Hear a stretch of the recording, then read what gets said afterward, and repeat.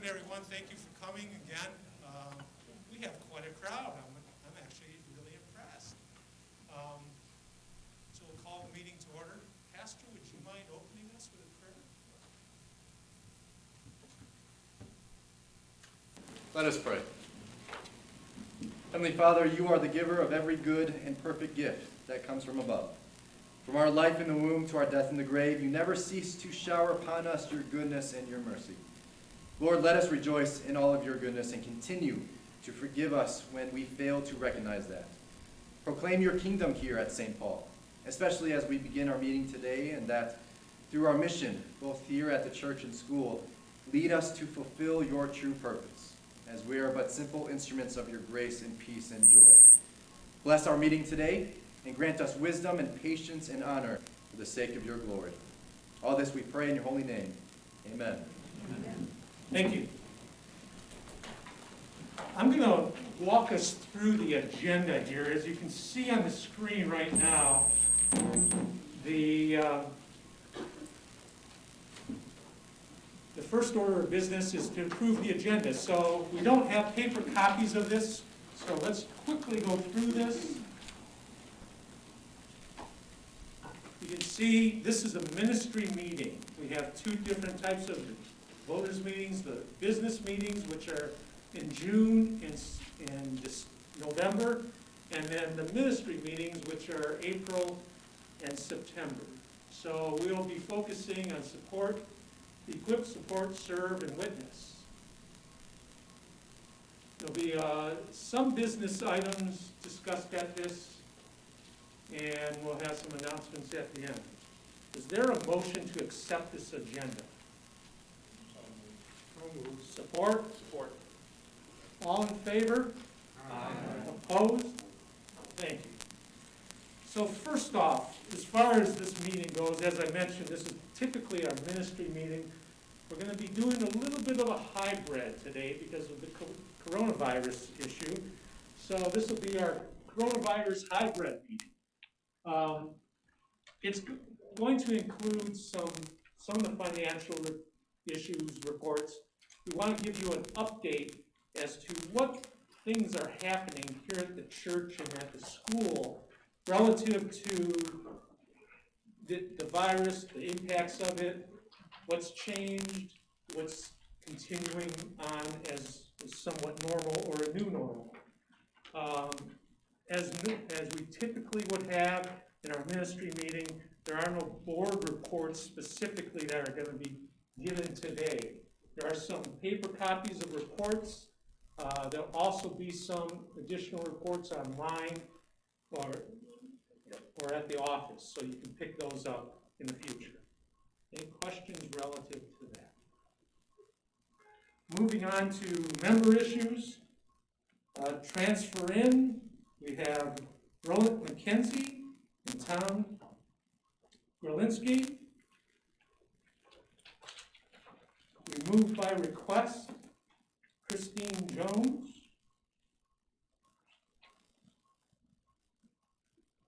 Is there a motion to accept these changes?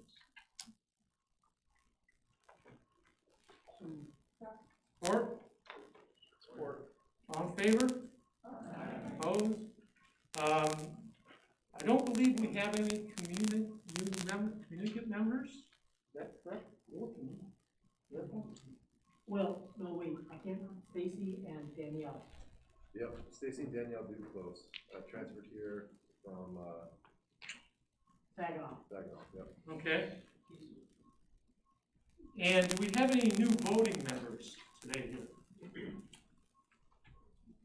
Okay. Your name? I'm Deborah Hill. Deborah Hill. Thank you. We can't And vote. we can't vote yet. That's correct. I'll get there. Okay. What everyone needs to do is sign in if you're a voting member. If you're not a voting member, sign in, and then at the next meeting, voters meeting, you'll be able to vote.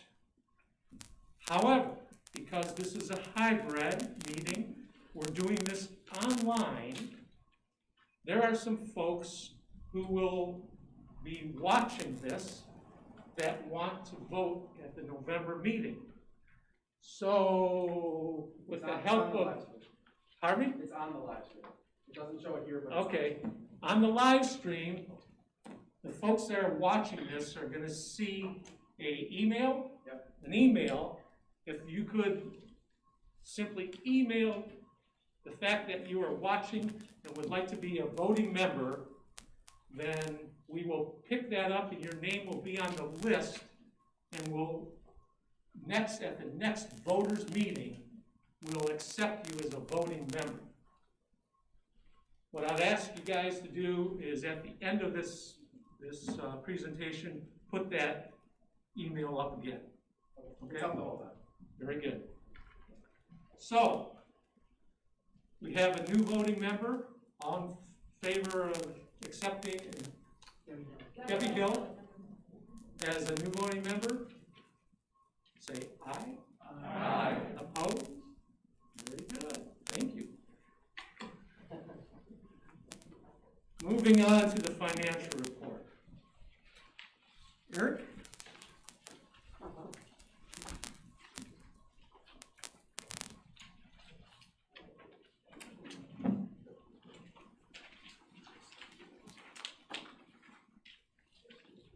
We're going to do things a little bit differently. You do have a finance report in front of you for July and August. I'm going to go through that with you and then go to look at how things have changed on the budget that we adopted in June. Because a lot of things have happened, as you may realize, over the last couple of months, especially when it relates to the school and its enrollment come the beginning of August, more intensely at the middle of August, and I'll explain a little bit more about that. And you'll see what I report on that will directly affect our church budget.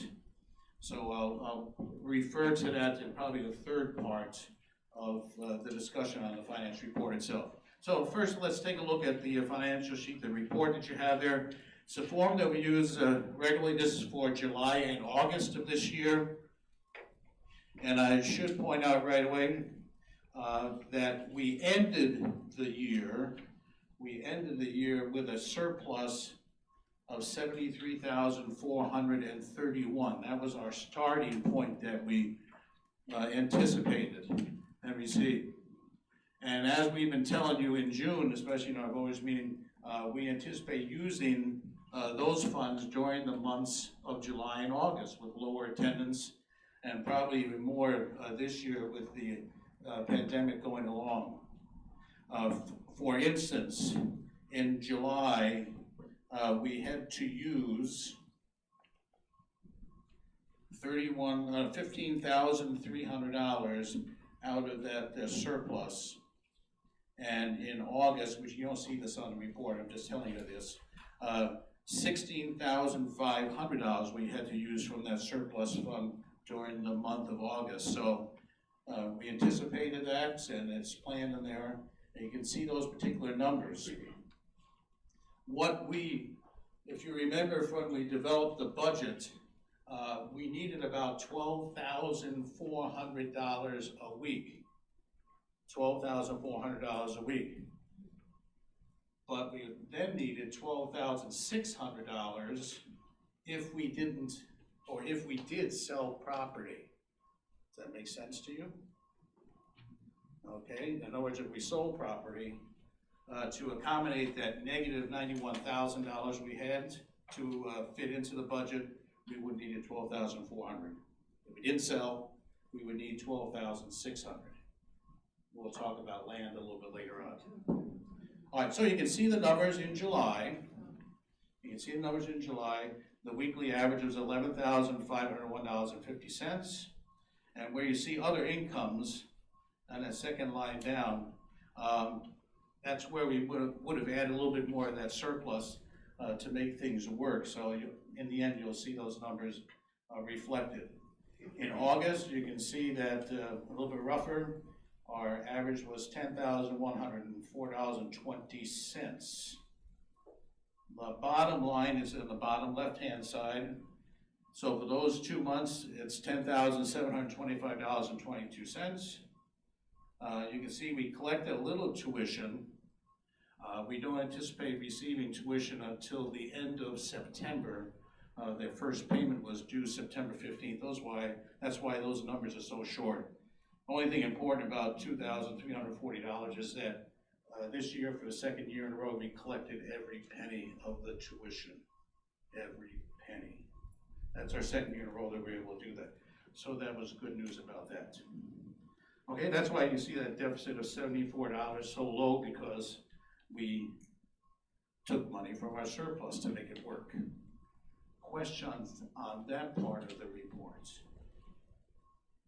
I know I'm throwing a lot of numbers at you, and it's going to get worse. Okay, so what's happened, especially during the month of August, with everything concerning the pandemic and the like, and how it does affect us? At the end, especially the school I'm dealing with, especially at the end of the school year, they had 43 students, K-8. That was a starting point that we used for establishing our budget as well. As we proceeded through the summer, they lost 7 students. At one point, Ken Mills and I, as we studied that, we actually thought that the school may end up with like 39 students. But there are some changes during the summer. A couple of additions came onto it and the like, so we kind of stuck with that 43. The finance board is very concerned with the way that we enroll students, because when we anticipated 43 students for the budget, there were still about a dozen students who had not committed yet to the school. So that number even goes further down. And that's an issue that we need to deal with in a very near future as we plan our budget. We need our families to commit to the school so we can adequately fund the school and anticipate what's going on. So, what happens in August and September? It's pandemic time. Royal Oak and other school districts announced what they were going to do for the upcoming school year. And as you know, a majority of them said, we are going to do online learning. You know, and you may be one of those parents, they don't like that, especially at the lower grades. All Lutheran schools are probably going, as far as I know Wall Lake and our Shepherd, at least those two I'm very familiar with, are doing in-person learning. And there was a huge influx of enrollment because they wanted, especially at the lower grades. And it happened to us as well too. We have 28 new students this year for a net increase of 21. The school is now at 64 students. 64 students. Remember, I gave the first number, we anticipated 43. We anticipated that amount. They are at what levels, you might want to guess? Of course, lower grades. Kindergarten, experienced increase. First grade, experienced increase. Second grade, I don't know, nothing there. The third and fourth increased. Not too much action in grades 5 through 8, very little. I think there was only 2 or 3. If you want specific numbers, I can give that to you, and I have that. All adding up to a net increase of 21. So, what's the challenge we have? Well, when Royal Oak and other schools announce if they're going to in-person learning this school year, let's say January, or even November, or what, and somebody knows something, they can tell me. We gotta make sure we hold on to these students. That's critical. But even more important, we know there's probably gonna be changes next year, next school year. And our goal, our challenge here at this congregation is to make sure we hold those students, as many as that 21 as we can, because it greatly affects what we can do, especially concerning the budget. Okay, questions on that part? So it's good news there. We've got students.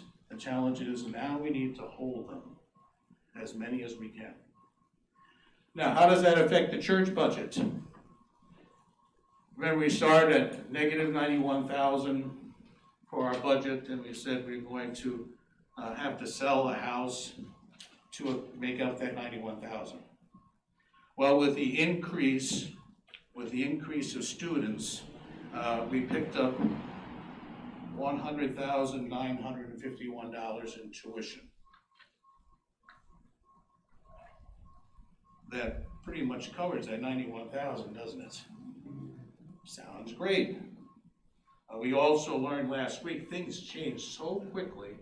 Ferndale in the shared time program indicated to Dr. Baldwin that they will pay for the kindergarten teacher a portion of her salary. Initially, when we did the budget, that was not included because it was not sure whether the state would allow it to happen again this year. So we got word that came in. So you could add another about 12,000, 13,000 on there. So we picked up about 112,000, 113 in income, which will help our budget out tremendously. But you're waiting for that, I can see it. These are the things that we have to deal with coming up. There are some changes in our budget as far as expenses that we didn't anticipate. We have some salary adjustments that we have to make. You all know Arts, Eats, and Beats disappeared. That was a huge amount of money that we weren't able to get. We know that there are going to be some continuing education costs for staff that we didn't anticipate when we did our budgets. And we anticipate a pretty large increase in our substitute fees. We already encountered quite a bit of substitutes already this year. Not because of stress of the teachers, but other health issues that came up, and we know that there are more coming later on in the school year. But the biggest one, of course, and I really didn't say it at the very beginning, we're not quite getting our $12,400.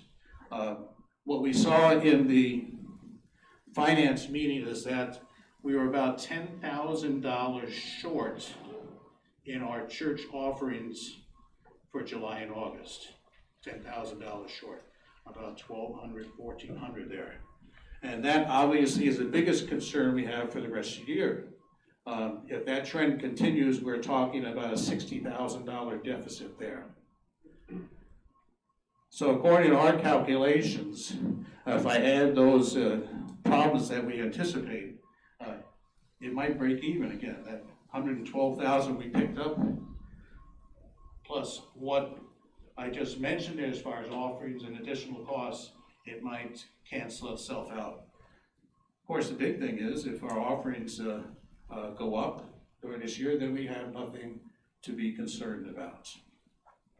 So we're cautiously optimistic as to what's going to happen this year. Great things are happening at the school. We need to keep it going. We need to do our share as members. We've been doing a great job this year so far. Our automatic deposits are tremendous. And to have our offerings that close to what we need in this situation, I think there's some congratulations to the congregation, because there's a lot of congregations out there who are suffering. We need to do just a little more, and it won't be a problem. Okay, are we ready for the questions, if any? Oh, I couldn't have done that well. Mr. Gregory Paul. So, among those students, we've actually picked up some really nice families too, good students, kids that are do their work, and we're getting quite a few missionaries that are just coming to church and checking us out. So it's a real plus on that end too. More pluses, right, Greg? Better students, more coming to church and the like. Those are great things that are happening. In addition to just finances, but I'm up here for finances, Greg. Mr. Dunker. Can you say where most of the new students are coming from, or? I know Greg or Tina. Most of mine are from Royal Oak. Royal Oak. Some Berkeley, I think there's Southfield in there, I think it's some of there are a couple from Southfield. Okay, yeah, so we are getting them from the surrounding areas, which are very good, and we certainly need that. The bottom line, you know, I've said this in the committee a number of times, who's going to keep them here at St. Paul? It may not be a financial issue. It's gonna be the teachers that sell everything. If the students love their teachers, they'll be back. Tina, you're gonna have to be loud on that muffle, Lord. I was just saying over there, and I believe that it is true, if the congregation can reach out to these families as well, it's hard these days because we can't have others in the building, but if the congregation could be thinking of ways to reach out to families as well, I think that would go a long way in helping people feel part of something. So, having a congregation welcome these new people in, where we see someone in church you don't know, introduce yourself, they might be a school family. So make them feel welcome. That's all part of being part of the family at the school. If they feel great about the school, if they feel great about the church, the probability of them staying increases immensely. So we have a role in that as well too. I know we were talking finances, but just on that note, I went to a couple chapel services since the beginning of school, and there's no other moms there. And I was wondering, because I remember when my kids were going, you know, there was all sorts of moms, and, you know, we'd go out for coffee or whatever.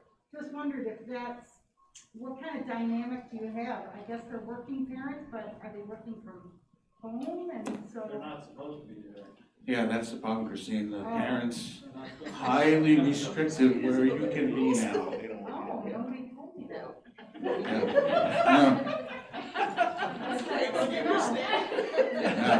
No. You're not supposed to be there, Christine. Yeah.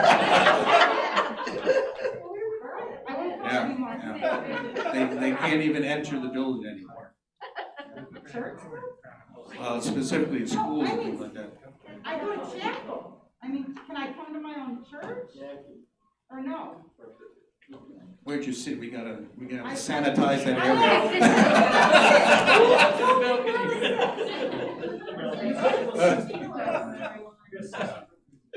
Yeah. It's a new order, Christine. They are trying to make sure that there's no extra exposure to the children and staff.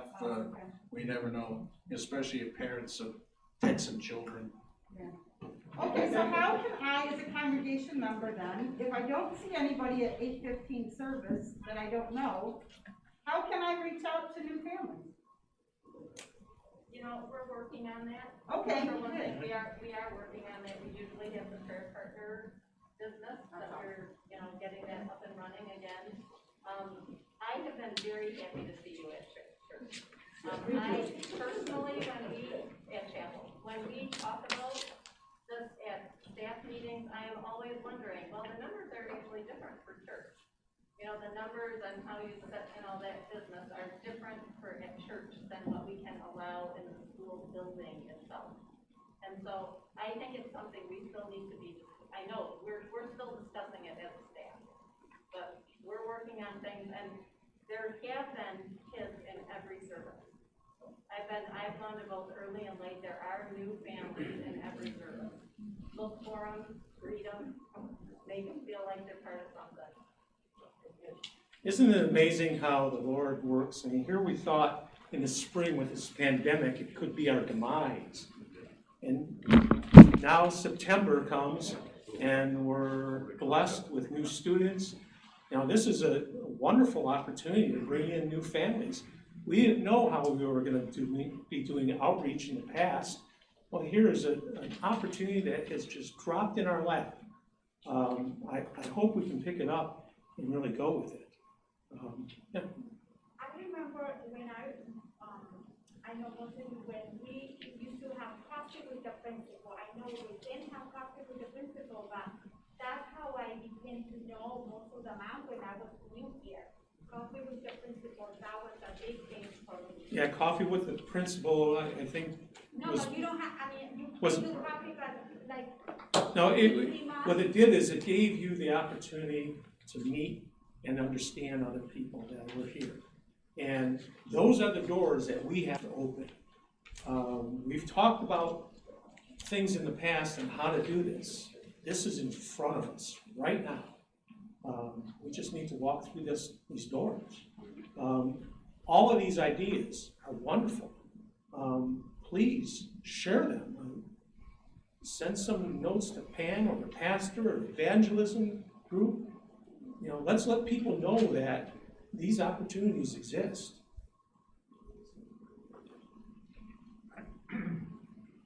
I just wonder with the pandemic, how are they arranging the classes during the day?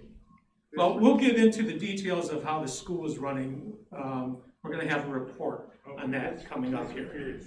But to conclude on the financial side for a moment, I want to reiterate a couple of things that Eric had mentioned. We now have automatic giving. That's been a tremendous help, and for everybody in this room, for everybody that's watching, that has signed up for that, thank you. That has absolutely grown immensely in the last few months, and it has essentially saved us, particularly when we couldn't have services and all we were doing is online services. It saved us. We're blessed now with being able to bring people back into the church. Our envelope collections are increasing, but we don't have the kind of attendance that we used to have back at the beginning of the year. So keep in mind, your online giving is wonderful. It's keeping us, within a shot of our budget even, which we weren't real confident of where things were going. So it's been a real blessing. And I encourage everybody to check it out, keep it up, increase your amount if you're so inclined, but keep it in mind. Also, Eric had mentioned one thing that I think I need to correct. He said that we were selling the house to make the budget work. That's not quite true. Back in January, we decided we're going to sell the houses. We had no idea what our budget was going to be back then. So the plan was to sell the house. What we did at the point of the budget was decide to invest some of those resources from the sale of the house or potential sale of the house into the budget, really in support, for the most part, of the school. So keep that in mind. We didn't sell properties to make our budget work. We sold properties for various reasons, or we're in the process of selling properties for various reasons, but we utilized the potential resources from that sale as an investment here in the church. So it's just a minor adjustment there. Any questions? Moving on. Motion to accept the treasurer's report. Oh, yeah. Thank you. Support. All in favor? Aye. Opposed? Thank you. Jim, keep me in line. All right, on the equip side, it's good to see that we have now resumed our 11 o'clock services. I believe the intent is to maybe bring these online also. I'm not sure if we have a date when that's going to happen. It comes with some difficulties from the music perspective and some other things, but the goal here is to have both services online. This morning I noticed that we had a pretty decent attendance. We've had reasonably good attendance at our 8:15 services, and we're still getting, help me out guys, how many people watching the online services now? 150 a week. About 150 people per week are watching the online services. So this is effective. This is an outreach program that we've been blessed to bring on. Brought on with the pandemic. You know, again, one of the weird little blessings. Bible classes have resumed. I believe they're Monday and Wednesday now. There's Wednesdays, yep. Wednesday Bible class. The Bible class is online. Now, here again, there's been some difficulty with the online component of it. If you want it to be, and I believe we were doing it as a Zoom meeting so that you could interact. We haven't had a lot of interaction, but in the Zoom meeting, apparently by the agreement with the Zoom folks, we can't advertise it. Is that right? It's a security risk to publish that. So as a security risk, we can't publish the meeting. So what we're considering doing is YouTube streaming it. If you want to be online, I mean, maybe we can we're looking at the possibility of online streaming it and a Zoom meeting simultaneous. So you have one or the other. But it's much easier to publish the online meeting and just click on it from our website as we do the 8:15 services. So we're trying to work out some of the details and glitches relative to that, but the hope is in the not too distant future, we'll have some of the Bible classes online also.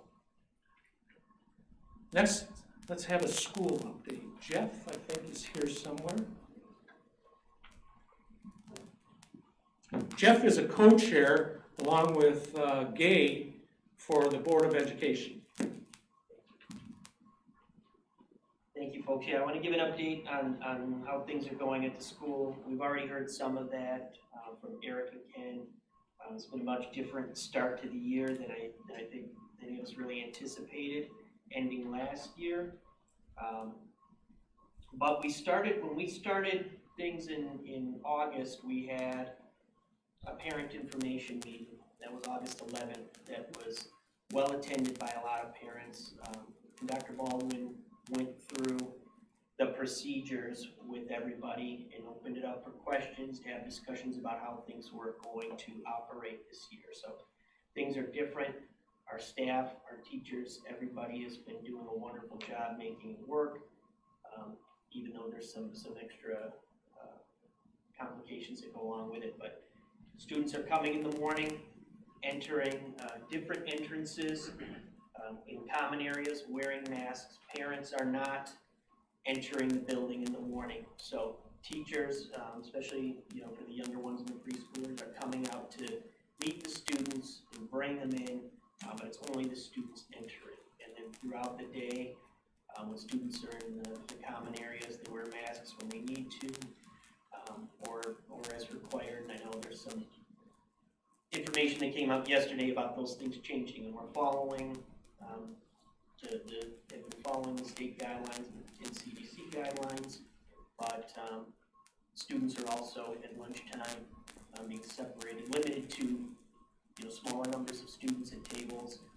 Recesses are divided up in play areas to keep them in smaller groups. So, and not to mention the school being frequently cleaned and sanitized, more so than it ever has.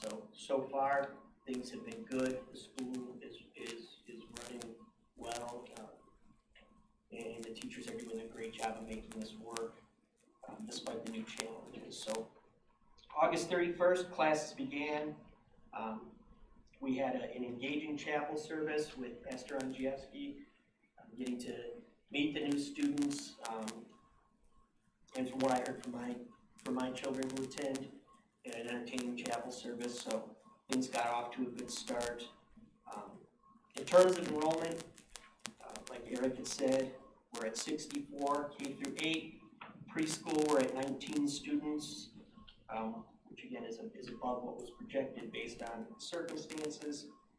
And the challenge and really the opportunity for us now is to welcome these students in and retain them so that these families see the value in being here. And even when public schools are open to in-class learning again, families want to have their students here.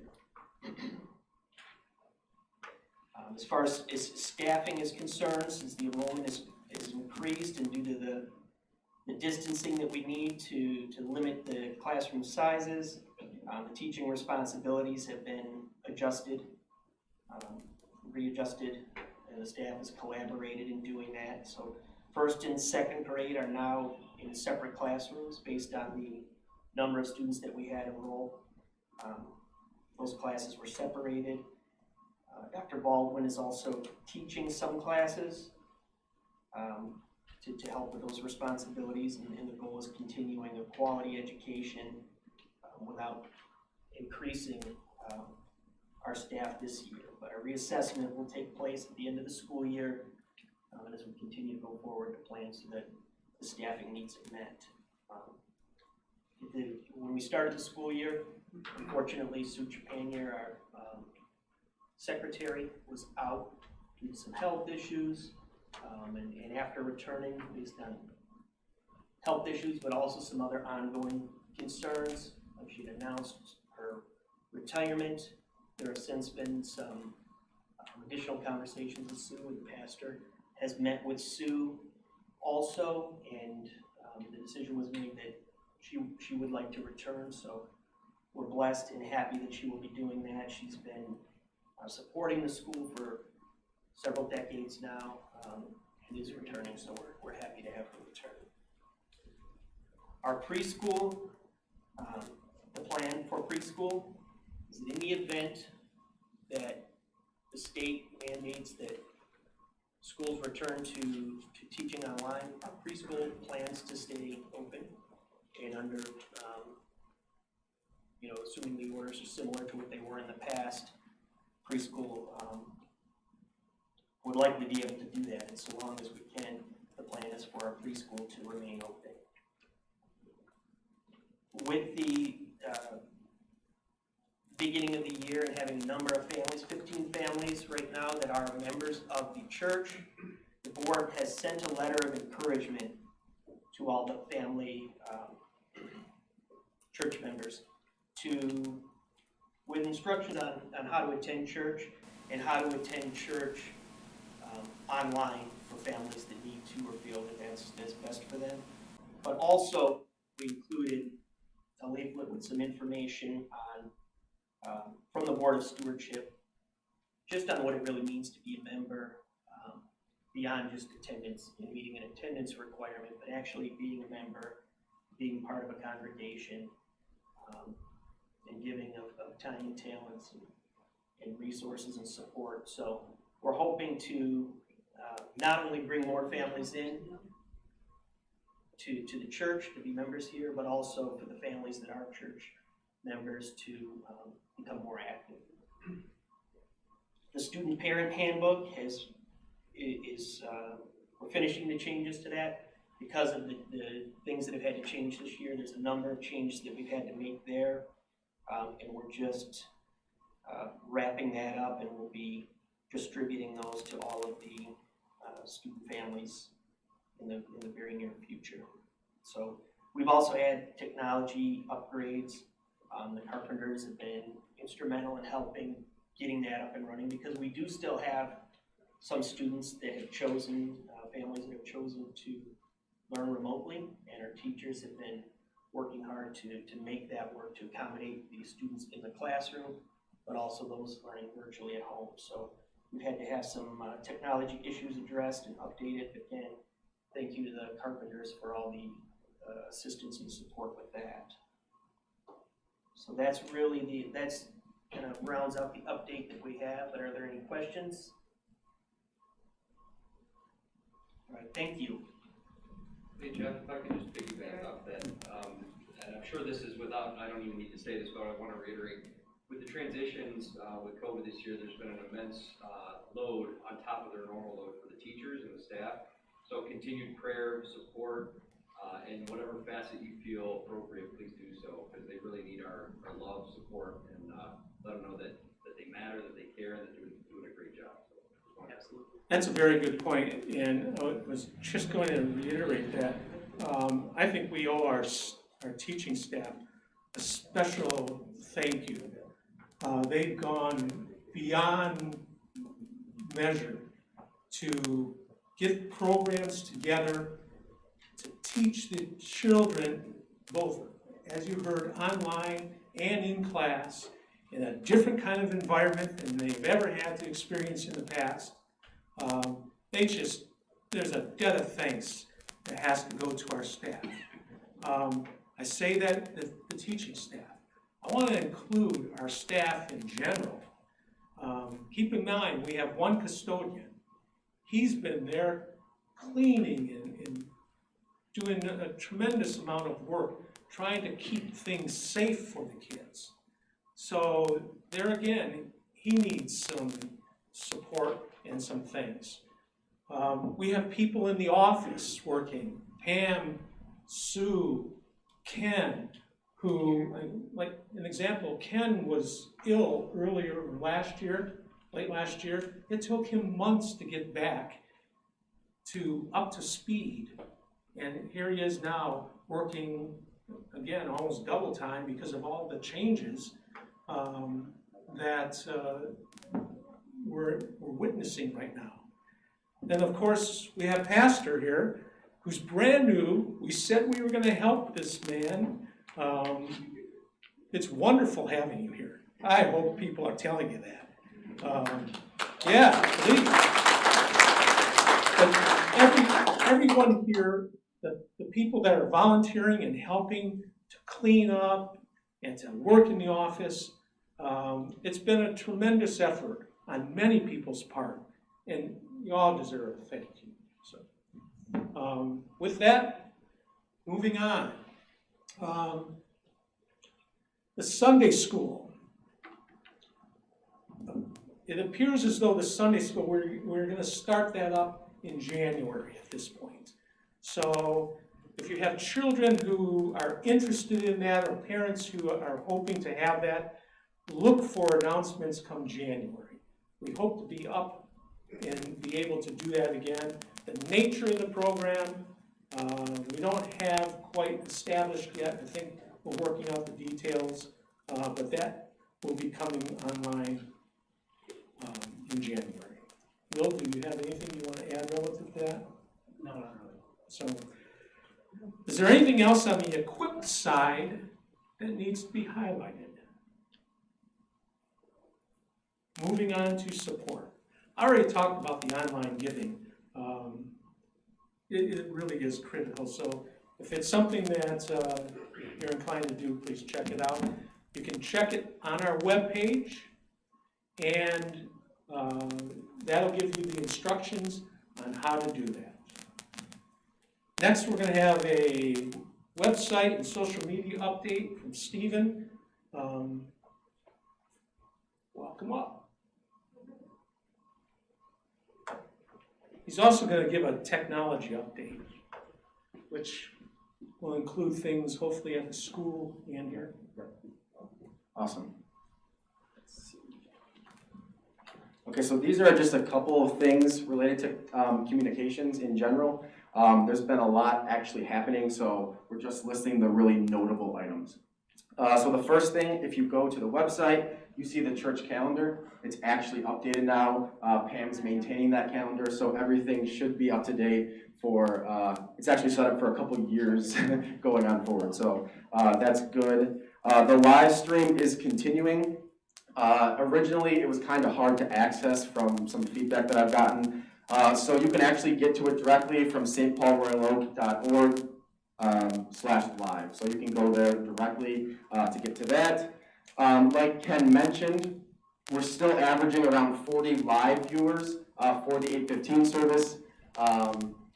And then over the span of the week, we're about 150. The one Sunday we actually live streamed the 11 o'clock service, we got 250.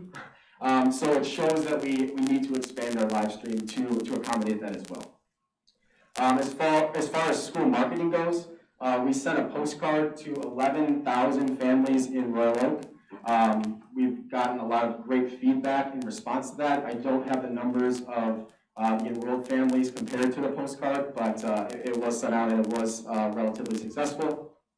We also did an ad over the summer right before the school year started as well. Just for that last month before school started, we had 70,000 views on that particular ad, which resulted in 210 website views directly. So again, people are noticing us and getting to our website. Continuing, the Main Street sign has been continuing to be updated weekly. That's a drastic comparison to the past where it was several months as well, so that's a good update as well.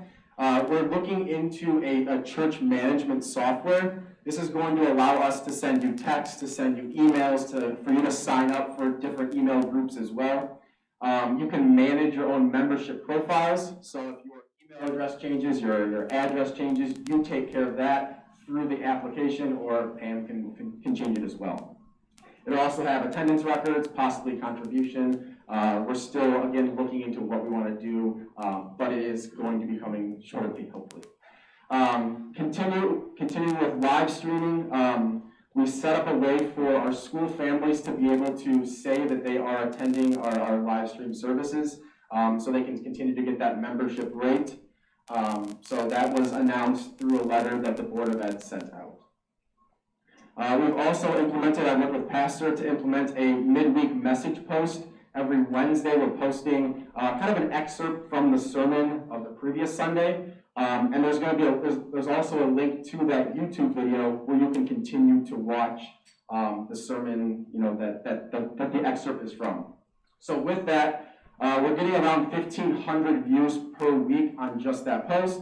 1 week we got up to 3,200. So we're reaching out to a lot of different people. So if you can continue to share this post, it would continue to drive that number even further. As far as our reach on social media, with Facebook, we're averaging around 4,000 views per month, just with general what we share, different things like that. And YouTube is averaging around 3,000 per month as well. It has gone down since we went back to in-person, but it is still relatively high. And then here's an example of what a midweek message post looks like. Just some nice graphic that shows the excerpt. So any questions on the communication side so far? Good? Okay, so technology update. So we have live stream capabilities, obviously, Sanctuary and in the lounge here as well. We actually took the old camera from the Sanctuary, we put it back there, so we have the ability to use it for Bible study, for meetings like this, and different things in general. We also kicked off a headphone project. I don't know if you've seen anyone wearing these kind of bulky headphones, but they're actually these FM radios. So we got them for actually $15 per pair. So the whole project costs maybe $200, but it gives our people, our congregants with hard time hearing, just the ability to hear directly to the headphone. And that was funded with money from Donna Snell and the 50+ group who had some money just hanging around. So we appreciate that. The security upgrade for the school, Dr. Baldwin acquired a grant for $2,000. So we actually had Tony Valdez and the company that he recommended from his work actually came out and did a survey for us. We got a quote to cover the campus with cameras, but we wanted to break it down with what we could afford right now. So with that, we're actually getting the purchase of 1 camera and the ability to have up to 16 cameras in the school. So as we continue to get funds for this, maybe through a wish list, whatever it may be, we can continue to add more cameras. And one thing to note that the security company is actually donating their time to fully install that camera and the DVR for free. So it's a big advantage for us as well. As far as technology upgrades for the school itself, we were able to update the school internet speed. There's been a lot of issues with many students connecting at the same time, teachers this year having to live stream their classes in particular, so it was a much needed upgrade as well. The teachers also have webcams, speakerphones, and speakers to be able to interact with those hybrid students who are fully online or the in-person students as well. So we had to purchase more technology to accommodate that need for this year. And then we're going to move into the sound upgrade itself. So the sound upgrade, we named it Project Epitha. If I'm saying that wrong, I apologize. So to begin, I want to say thank you to everyone who has kept our nearly 50-year-old sound system running. There's been a lot of work to keep it running, but we realize it's time for a change, and that time is now. So quick about the sound, we're going to go through an outline of what we want with the upgrade. We're going to go through the process of where we are so far. We'll talk about what's next, and then we'll have any questions as well. So the outline, I'm just going to read this, so I apologize, it's a lot of text. So St. Paul Lutheran Church is located in the heart of downtown Royal Oak, Michigan. The mission of St. Paul Lutheran Church and School is to equip, support, serve, witness where God calls us. The frequent audio issues throughout the church make this mission difficult to accomplish. So as our congregation grows, we expect reliable and working sound such that our worship leaders can be heard everywhere. I think everyone agrees with that overall purpose. So our project is entitled Project Epitha. So in the book of Mark, it recounts the story of Jesus healing a deaf man. Jesus slipped his fingers in the man's ear, then he looked up to the heavens and groaned Epitha. Epitha is translated to be open. So our goal for this project is so that with our improvements, we want to open the ears to the congregation. We want to open the hearts to our visitors. We want to open our eyes. We want to open the eyes to our community as well. So let's talk about the goals that we've established. So we have several requirements that we put together as our committee. First, pastors and readers are heard every worship service. Obviously, that's a no-brainer. We want it to be working. Right now, we do have issues with it working. We want to be able to hear and understand and deliver really good audio. Right now, from me talking in here, I can tell that it is muffled as well, so we're going to address that with this as well. We want the system to be reliable and to be turnkey. We don't want something that's already 10 years old when we install it. It needs to be easy to use, preferably one button and it's turned on, and minimum setup to be required. Again, that one button idea. We want it to be integratable to our live stream. We have that working right now, but that's a key point that we continue going forward with that. And then we also want it to be scalable as well. So say we have 3 microphones right now, we have a need for 7, we want that to be something that we can do in the future.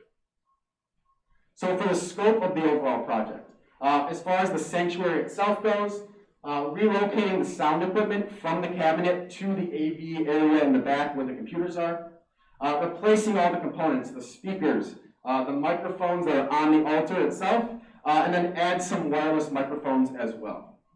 We also talked about a lighting upgrade. We'll get to whether or not we could include that in our scope. But our goal was to add a light bar to the rear of the church so we could use it not only for our Christmas program that we set up annually, but for other things as well. For lounge updates, we want to, again, relocate the sound equipment, try to get everything in that women's guild closets all nice and neat in there. Fix the speakers in here, have some hanging microphones. Right now you can see we have a microphone here and in the back to try to get some noise. We can't have that. So we want some hanging microphones that can pick up the sound of people asking questions and so on and so forth. And again, having some wireless mics that don't sound terrible in here as well. And then throughout the church, through the choir room, narthex, meeting room, lobby, and nursery, we want to replace all the speakers throughout those individual rooms as well. So our overall scope includes updating the 50-year-old system, like I said, and relocating the controls to our to-be-constructed AV booth. We have a table back there with a tablecloth on it. It doesn't look very professional, so it served its purpose, and now it's time to be professional. So we're going to replace that. And we're also looking to make our system have the complete ability to integrate to our live stream, like I said, but be able to have remote opportunities as well, Bible study, meetings, things like that. So through the process, we formed a committee. Pastor, my brother, myself, Tom Limbaugh, and Greg Paul. We got together, we put the outline that we just went over. We try to establish what we want as a congregation and how we can move forward with that. So we've met first on August 18th. Since then, we've contacted 6 different sound system companies. One of our key differentiators, I guess, with the sound systems is they had to have worked on a traditional church. We need to have church experience where it's a church that's like ours. So with that, we've performed 4 different walkthroughs with these companies, and we received 4 different quotes, anywhere from $54,000 to an informal quote of $100,000 plus. So we're kind of all over the place with that. But through our committee, we've decided on sound planning based out of Redford, Michigan. Things to note about them is their attention to detail, their quality in engineering, as well as their knowledge and experience with other churches like St. Paul. And in fact, they just did St. Mary's, and myself and Tom Limbaugh went to St. Mary's to see how it looks, or how it sounds, and it sounds very good. So with that, what we are going to be getting through the sound planning upgrade, column speakers in the sanctuary. I'll show you a picture before we freak out. Ceiling speakers replaced throughout the rest of the church. Hanging mics in the lounge, like I mentioned. 2 single button 7-inch touchscreens, so you touch it, turns the whole system on. 1 in the sanctuary, 1 in the lounge, as well as a remote stage box. So what we're going to do is have the ability to have the praise team run through the overall overhead sound system. So the speakers in the back where the praise team are, we're not going to need that anymore. But we can also put the choir through there if they're not loud enough, maybe there. The bells, different things like that. But it also gives us the ability to specifically mic like the choir and have them go directly through the live stream. So we actually have 2 different outputs. So to kind of explain it, maybe the bells don't go through the house sound, but they go to the live stream. So we have the ability to kind of adjust what we want to go where and different things like that. So we have a lot of flexibility. So I mentioned the column speaker. This is not the final spot it's going to go. It's going to go on this wall. It's going to be that size. We're just trying to make it look nice with that. There's going to be 1 on either side. So this kind of strays away from the idea of having ceiling speakers. When we had ceiling speakers installed 50 years ago, they were really for talking. They weren't for having music go through them. They weren't for things like that. And that's how we're using them now, is for a more wide variety of different things. So like I mentioned, they're going to look just like that. So with that, we're going to talk numbers now. So the sound update itself is $54,051. This is on the low end of the quotes that we received. This is the lowest quote. But like I said, this is the best engineered design that we have. There's other companies that did, they wanted to replace the ceiling speakers. But again, we know that they're still not really meant for what we're doing with them. Again, I went to St. Mary's, they have the exact same speakers. It sounds very good. And then with that, we're going to have an audio booth as well that's built. And that brings our total to $55,500. So, how are we going to pay for it? So the first thing we want to know is that we have a donation so far of $37,270. So that portion is already paid for. It's already funded by an anonymous donation that we got. Additionally, the church council has also approved $10,000 as well, bringing our remaining total to $8,230 that's left for a complete overhaul of the church sound. So with that, we're looking for donations to help cover that remaining balance of $8,230. Again, this is a fraction of the overall cost, and it includes the booth as well, but it will help continue to drive us towards our purposes that were defined in our outline itself. Any questions on that? Yep. How long is it going to take to do the installation? Yeah, so they're going to come out first thing on Monday. They're going to be done by, I think, Thursday, they said. All day testing on Friday. It'll be done within a week. Wow. Yep. Yep. What kind of payment process are you going to do through obtaining the system? Payment process? Yeah. As far as donations or? To the company that's going to do the work. Yeah, I mean, there's no contract yet that's signed or anything, so we'll have to get to that. But yep. Any other questions? Awesome. Real quick. Yep. The request for donation, is that for a full? Can that be sent to the full congregation? Yep. And then you can just leave the checks with Ken. Send them to Ken. Denote Sound Project. And we can move forward as soon as that's paid for. So. Could that be a big announcement though for the whole church? Yeah, for sure, yep. Yeah, the hope is to appeal to the congregation for donations. We're not looking for one donation, but if one covered everything, wonderful. If we exceeded the amount that Stephen and the team need, we would supplement what we're doing with some additional work. So we won't ever have more than we need, but we need at least the $80-some $100 to make this work. And, you know, folks, we've been talking about making an investment in this church now for the last year at least. We've done that with the school. We've been fighting the sound system for Lord knows how long. It's time to make an investment in the church. And this is step one. So we're looking for your support on that. Thank you. Awesome, thank you. I'd like to add here also, remember back, well, I know 5 years ago, we talked about getting our website up. And we struggled with that for 3 years at least, trying to get a website up. We not only now have a website up, we're on social media, we're live streaming. We've come a long way in just a year or two. I hope everyone realizes that. And a lot of that is a result of bringing folks like Stephen on board. I think everyone's aware that he's now an employee.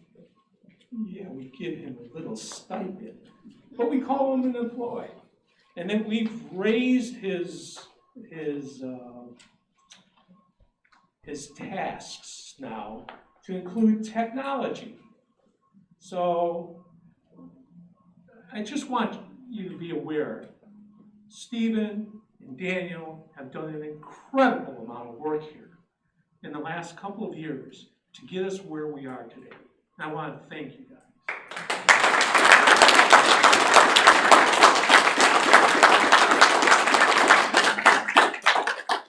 Any other questions on the support side?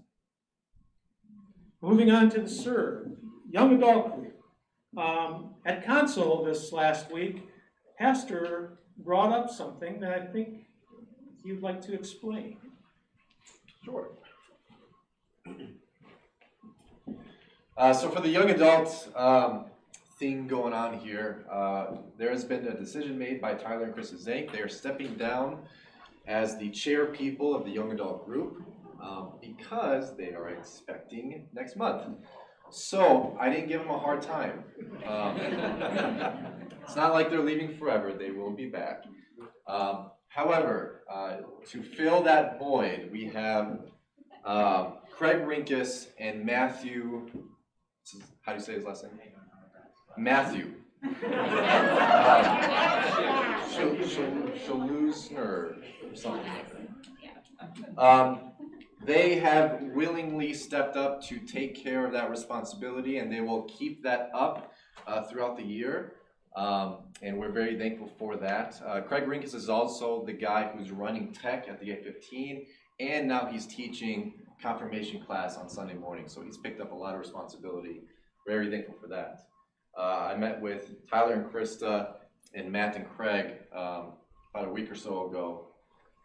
And we kind of talked through what our expectations were as far as reaching out outside of St. Paul, because right now we kind of have the same clique going on.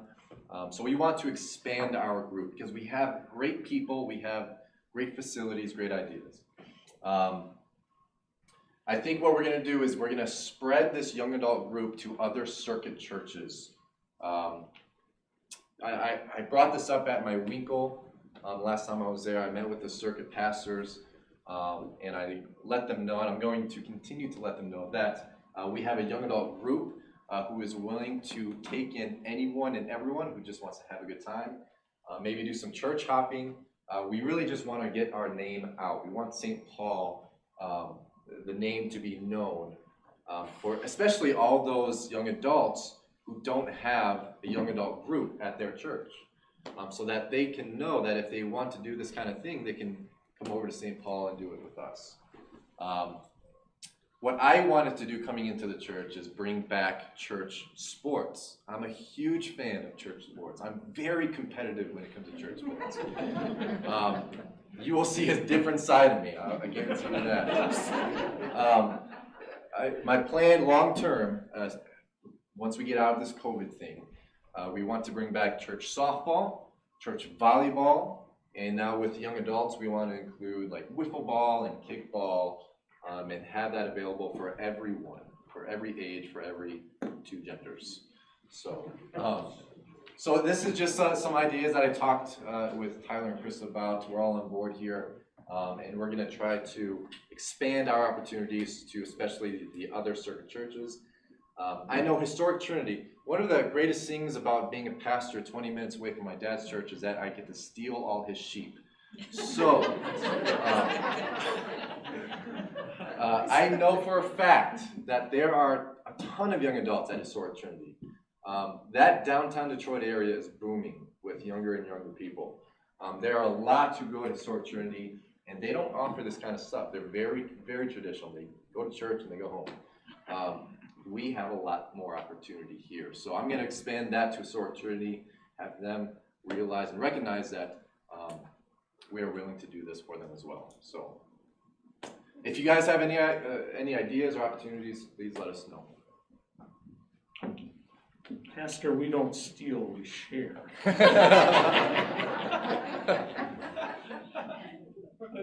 You know, when we were in the process of calling a pastor, you know, we had a lot of discussions on who and what type and what we were looking for, and you know how the whole process kind of went chaotic here, but wasn't it wonderful what we ended up with? Amazing.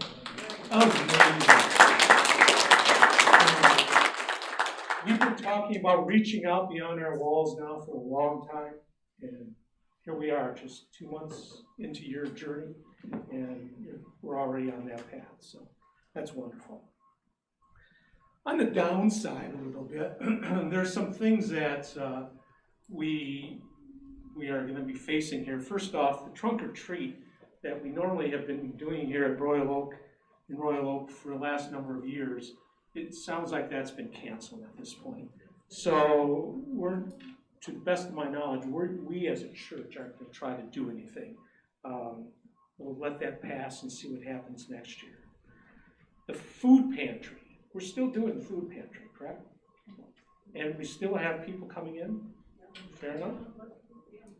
We all thought there would be a lot more people coming in. So there's not that many at this point? We're still doing it. Yes. And keep in mind, even though we don't know what's absolutely going to be happening here with the COVID thing, Thanksgiving Eve service has been traditionally the time when we collect pantry goods.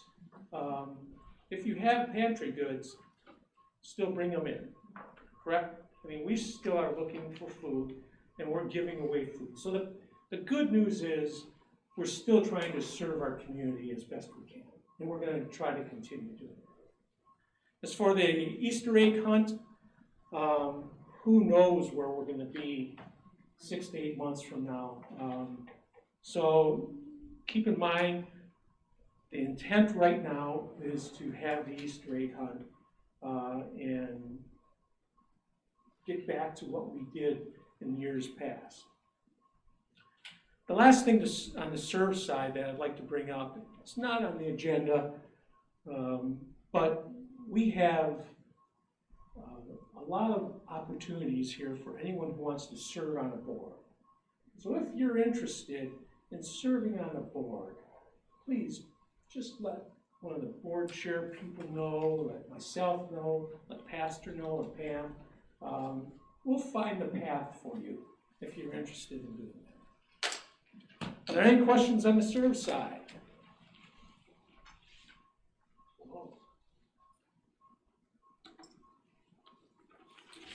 Moving on to the witness. Right now, there was a door collection, I believe, for Rachel Meyer. Do I have her name somewhere, right? I believe so. We've committed to support her, and the goal is to continue in that commitment. We don't have much in the way of the witness opportunities beyond this at this point in time. And that's something that perhaps we need to talk about in the future when it comes to our ministry meeting, is what we're doing from a witness perspective. I'm hoping to have some conversations with Pastor, and maybe we can move that forward in the future. Are there questions relative to that? Then some committee reports. As I mentioned, there's opportunities to be part of a board. A few years ago, you may recall that when we altered our constitution, we tried to open it up a little bit more for committees to be the way we operate and less from a board perspective. But we didn't eliminate boards. So we still have the need for board individuals, people to serve on boards. And at this point in time, what I've asked is each of the board chair people to act as part of the nominating committee. We've done that the last year or two, and we haven't had a great deal of success with that. So I'm asking if there's somebody who would like to help serve on the nominating committee. What the task will be is to identify folks. I'll call them. You don't have to call anyone. I'll call them. But I need names of who you feel strongly would accept the position or think would accept the position, or someone that you've talked to. So if you have people in mind, please let me know. The last item under the committee reports is the Property and Housing Committee. Let me, first off, I think Eric's going to be the one to present this, but I have a couple of things I'd like to give you some history about. First, get it out.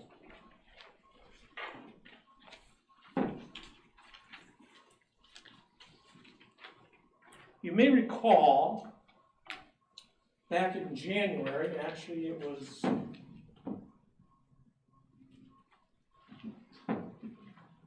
January 26th, we had a special voters meeting.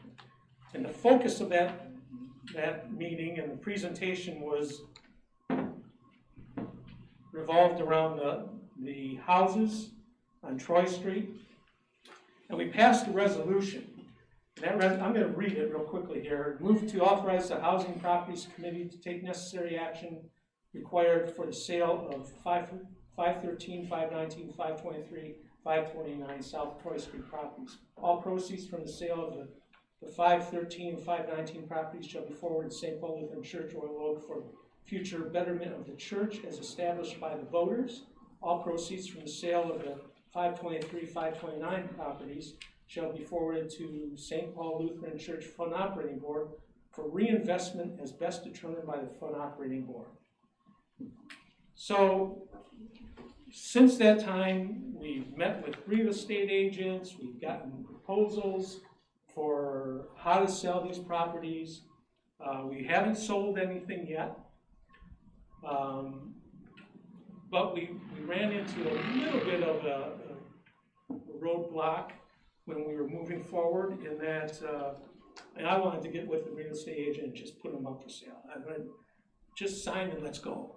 And we'll deal with if we get an offer, once we get an offer. Well, it came to pass that with the Fund Operating Board, more had to be done. And Eric's going to go into some of the details of that, and there was a resolution that was needed. But at this point in time, relative to 513 and 519, the houses we refer to as the parsonage and vicarage, they're really rental units, but parsonage, vicarage.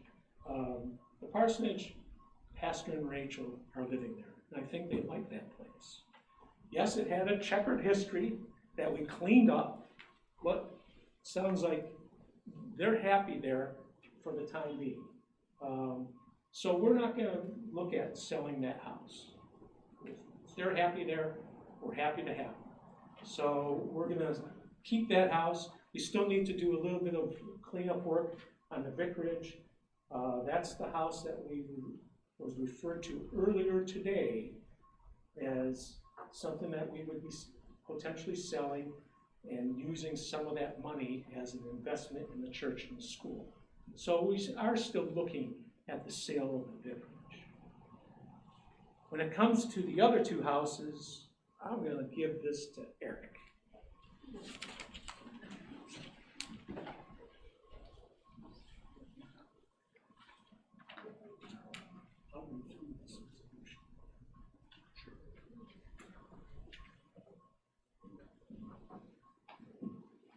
I've been giving this report quite a few times, and a lot of times I've been rather vague on some items because the board hasn't met in decades.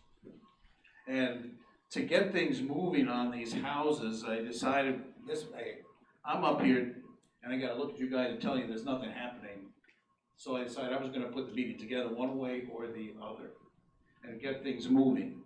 And that's what we did. That's what I did. Anyway, we had a full board meeting. We actually elected officers for that group. And Brian Herman is the president, I'm the vice president, and Mike is secretary, and Peggy is the treasurer, so that was established. But the main goal of the meeting and putting together was this housing deal that we're talking about here. And try to get an understanding of what had to be done. Not only were those four members there, Pastor joined us, and Carol Sendek joined us. She's a lawyer. She was also part of the original group that put the Marsh Fund endowment in place. It's a document of about 30 pages long.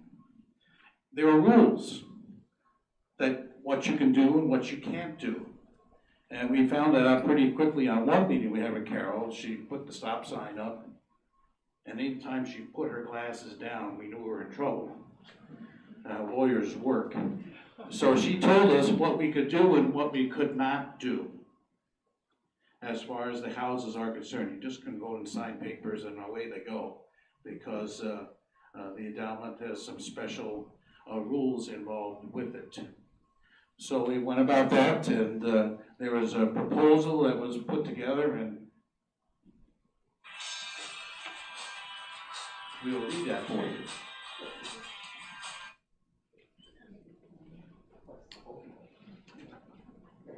Resolution. Yeah, this is the resolution. Well, if I can read this. You can see a lawyer put it together. I'm gonna read this. This is the main body of it. There's a little bit of certification afterwards, but it's the resolution of the voting members of the Fund Operating Board of St. Paul Lutheran Church.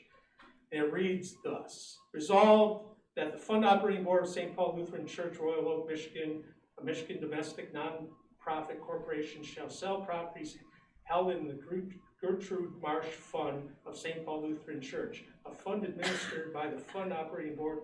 Such properties located at 523 South Troy Street, Royal Oak, Michigan, 48067, legally described as Lot 5, Assessor's Plot Number 7, as recorded in Labor 48, page 20 of Platts, Oakland County Records, item 25225305.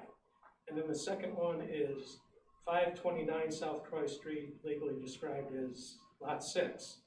Moving on, be further resolved that Mike Rasmussen, a member of the Fund Operating Board, is authorized to sign and execute all documents related to the listing, negotiation, acceptance, sale, conveyance, and any other actions necessary required to sell these above described properties on behalf of the Fund Operating Board of St. Paul Lutheran Church, Royal Oak, Michigan. We wanted you to hear this simply because it was passed. This is not a resolution we are going to take up and vote on today. When we passed the resolution in January, it was confirmed that that allowed us to move forward this allows the fund operating mode to move forward. It's just one of another step to get the process going, but this was absolutely necessary for it to move on. So Mike is gonna handle it all from here, and when we get to any bids or anything like that, he will bring it, I'm sure, before you, just to let you know what's going on and the like. So, questions there about it? Any questions? Mike will certainly be, will answer them all. I just was gonna say that we were just way ahead of COVID time, because we met often, by email and by phone calls, interconferencing. It wasn't that we just didn't care. So I'll correct you on that. But notice he didn't want to be up here. Okay, looking at that report, the rest of the report, there was other action we took at that meeting as well too, and I can answer some questions about some of the things that's been on that report, and I didn't have any answers for you. We just dealt with the Marsh Fund and what we did there.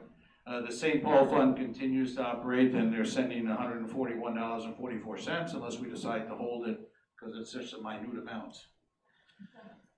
Lady Weebush Fund, again, you can see the balance that's in there, $13,810.01. Includes $13,750 in outstanding loans. I'm going to deal with that in a second.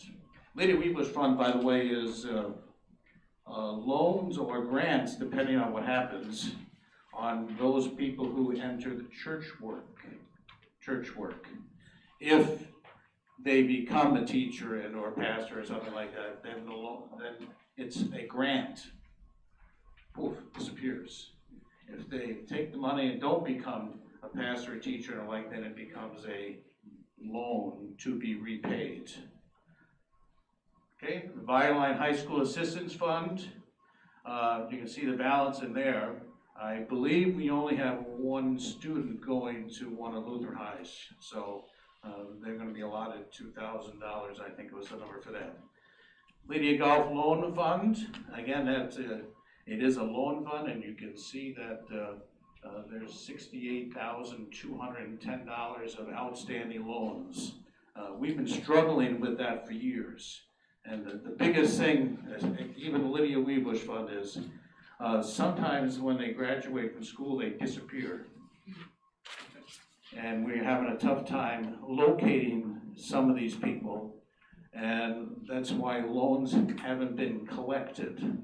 So we are now making a concerted effort.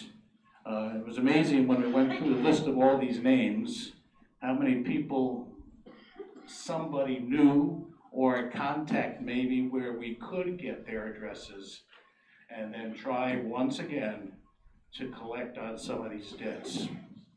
So we're being more aggressive now. We haven't set a timetable on how quickly we need them to respond, but that's another thing for another meeting to discuss what happens if we don't get any further action from them. So we are moving on that. Ronald Cow Scholarship Fund, again, that is a scholarship for students possibly going to Lutheran High Northwest. Funds are given out of that account by recommendation by the faculty, and there hasn't been much action over the last couple of years on that, because we just haven't had too many students going and the like. Questions? Anyone? Eric, to the best of your knowledge, if the two houses sell, what will happen with the proceeds? Has that been established?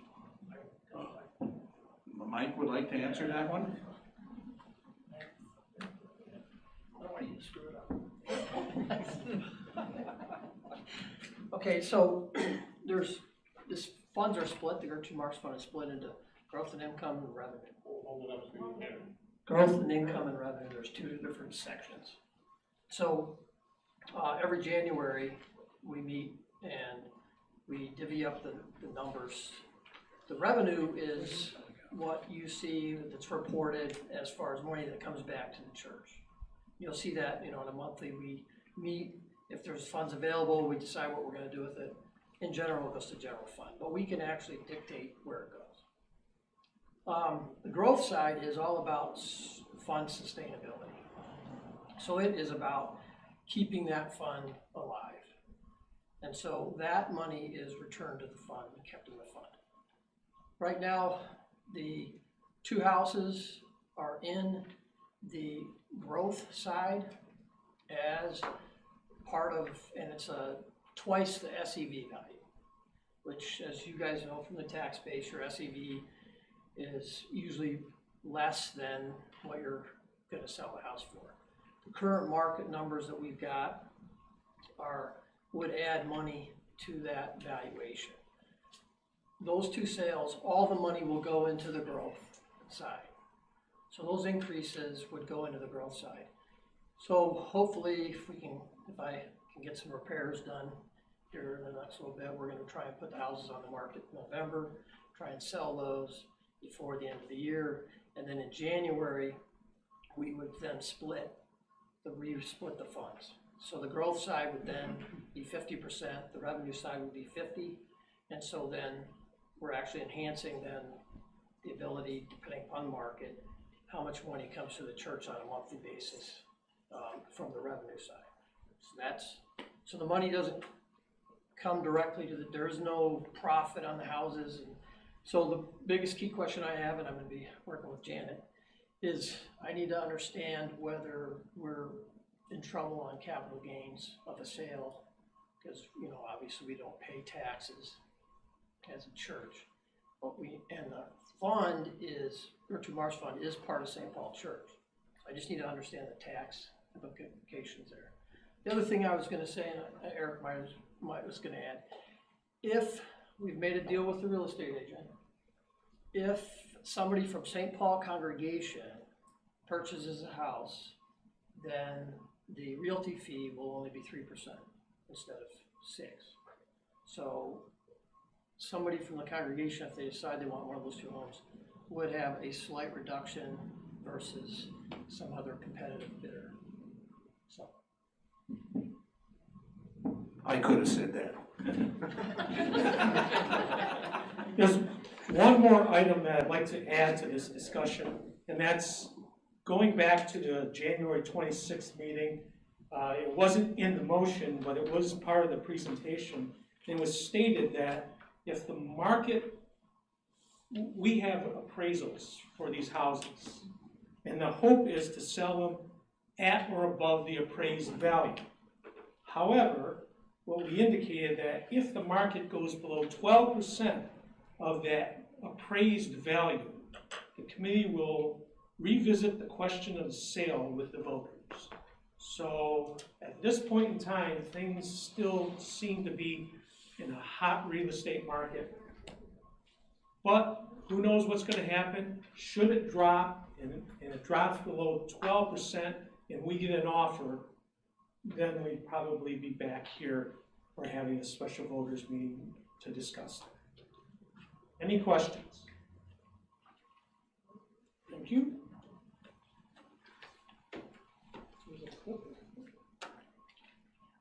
Moving on, are there any motions from the floor?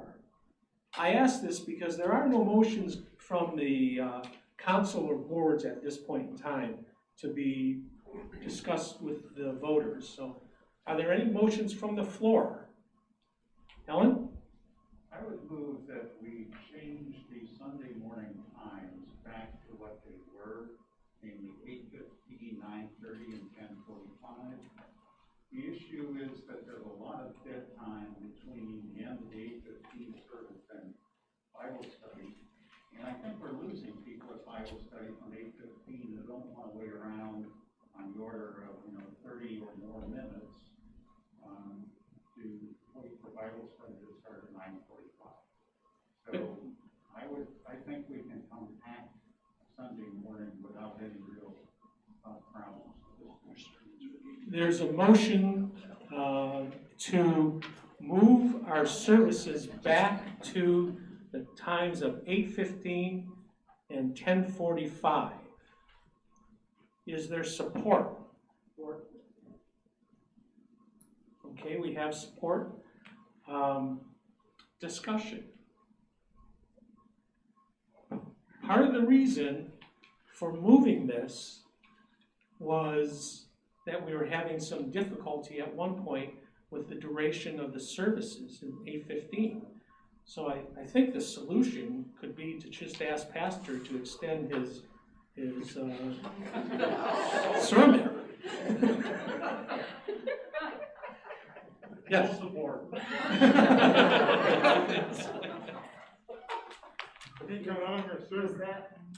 Is that issue a voters topic, or is that more an elders topic? I don't know, I'm just. Voters on this board. Yeah, it really hasn't come from the elders. I think the initial motion to change it came from the elders. There were various reasons beyond just the duration of the service that we were having some problems with. One of them, as I recall, was that we wanted to have some additional time just for fellowship among members. That wasn't happening. Now, maybe we aren't at this point in time utilizing that time or utilizing it effectively, and that's the problem. But that was one of the reasons. Art? It just seems like right now during this COVID time, we don't know how many people are actually not coming because of that. It seems I would not make a change like that during this time. I'd hold off until we're back, everybody's in a routine, and then see where we're at. Everything is so unusual right now. Why make a move like that right now? Let's see till we're back in a routine, and then evaluate would be my suggestion. So the suggestion is to hold off on any changes since we're in a unique situation at this point in time until we get back into some routine and can gauge this. And unlike when we voted the first time, I think, I agree with what was right, I think the elders may want to get a better feel from people that go to both services, get a little input, and make a more informed decision. Thank you. I also remember that part of it was families trying to get the children's Sunday school and then be able to get back over. So after January, when we have the kids back at Sunday school, it may be that we're at where we need to be. The time is now. I agree with Art, that we hold off until the COVID crisis is over, and then go back, decide on the time change. Don? We've made some significant changes in our worship patterns. We no longer go to the altar, kneel for communion. Now it's a walk-through. It's really given us a very short communion service. Do we plan on going back to the altar kneeling in the future, or are we going to continue walking through the communion? I don't think that topic has really been discussed. We made the change because of the COVID issue. I don't know, Will, is that the intent, or has that been discussed? We haven't discussed it, but I always went into this saying, we're gonna get back to normal when we can get back to normal. So the impression is that we would go back to the way we used to do things. I don't think there's a guarantee, because I don't know what the future is gonna hold here. There's a question from Kathy Eifert, who's doing a live stream. She said, can we move the service time of the early service to 8:30? Just announcing what she said. We can do anything we want, but we gotta let the trustees know, because they keep buying different times to put on the brick wall. Yes, I mean, that's possible. I don't know what the purpose of that would be. I mean, the people who are, I'm going to speak from my experience.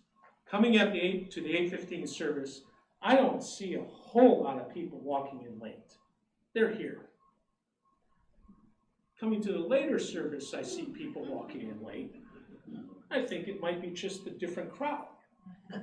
But I don't know if moving it to 11 o'clock made much of a difference from that perspective. Who knows? We can't gauge, or we have no metrics at this point in time. We can't gauge the effects of this because we're simply too dynamic at the current state. Well, the other thing I would say is, hopefully where our attendance isn't gonna stay where it's at. Whether it's post-COVID, during COVID, or whatever. I mean, part of the reason our walkthrough is so quick is our attendance is 90 in the first service and 70 in the second service. If we have 200 or 200, which I hope to goodness that that's not something that's gonna be unheard of, that is gonna increase the community by a great amount.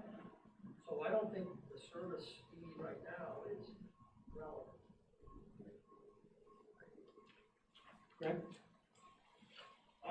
I agree with the numbers thing, and I think we could have more numbers, but as Alan mentions, though, there is a problem. You got people right now, anyway, you got a half-hour gap that aren't staying. I mean, it could be, I don't know if there's a hybrid situation or that could spread back out later. Well, you may recall at the Bible classes in the past, we've had snacks, and there was a lot of interaction of members during or before the Bible class. I guess it's my hope that we'll eventually be able to get back to that.